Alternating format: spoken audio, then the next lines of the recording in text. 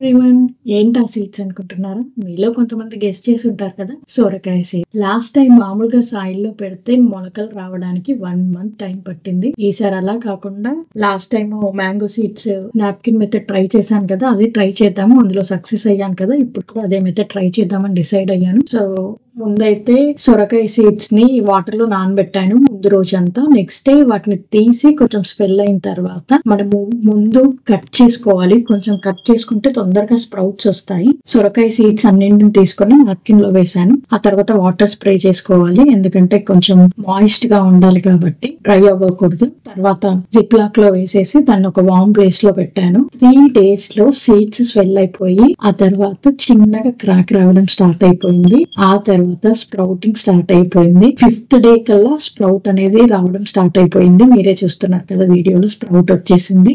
చాలా చాలా హ్యాపీగా ఉంది.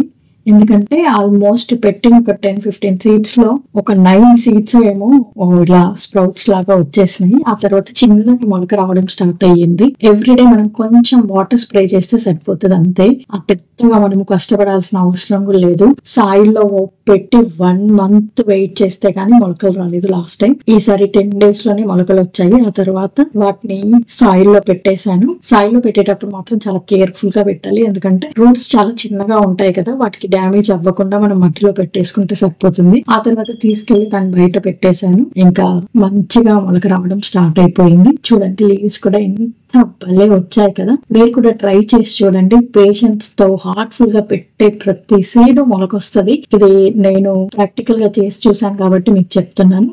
Follow for more plant hacks and seed journeys.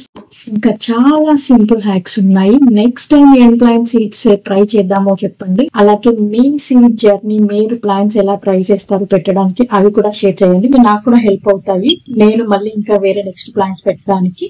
So next మళ్ళీ వీడియో వచ్చేంత వరకు bye. Save this video and follow for more plant hacks.